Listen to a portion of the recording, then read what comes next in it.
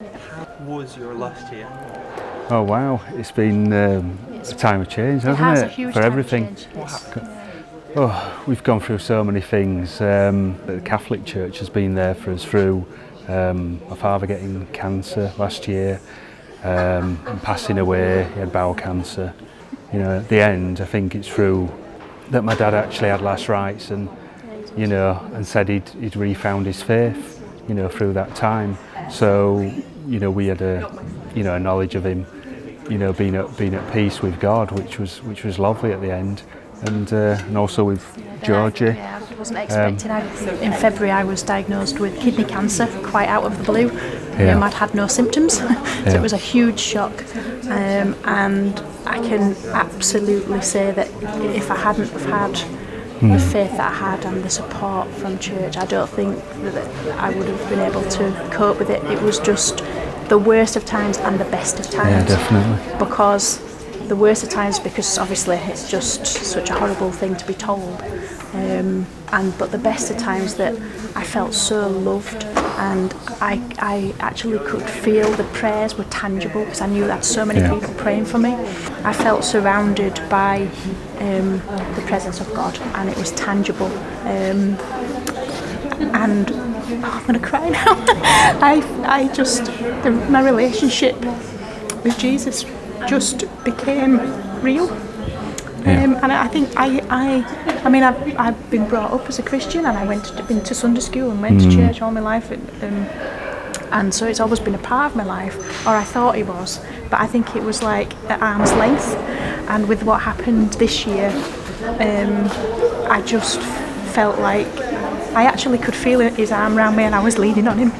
And I know that sounds, well, some people might think that's a bit odd, but any recommendation in order to feel like that without having to go through rough times? Yes. How can you do that? It's one word: prayer. Yeah. That's it. We prayed a lot, didn't we, through what we went through, but I think if you're a journey. And prayer's not just about sitting there or kneeling there or lying there and talking. It's also about sitting there, lying there, kneeling there quietly to listen to the answer. And I think that before this happened to me, I was very good at praying, but not very good at listening to the answer or waiting for the answer. And I think that I've had a lot of time on my hands recently recovering from surgery. You hear it said, your priest says it to you, you get a deeper relationship by spending time in prayer.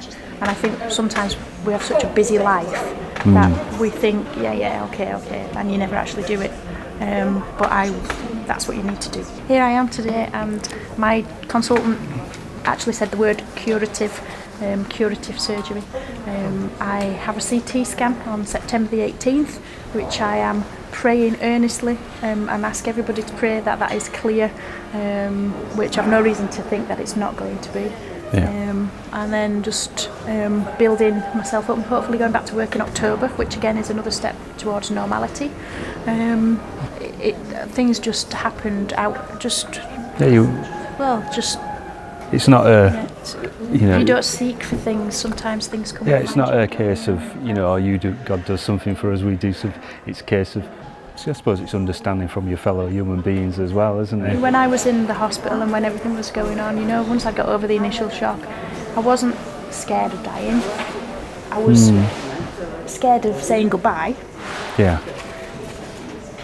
I think that's it with... But it was, because I just knew that, it's not like I'm treading a path that's not been trod before, and I know that I've got, the statue down there where Jesus has got the lamb over his shoulders. Well, that's how I felt. I felt like I was being carried.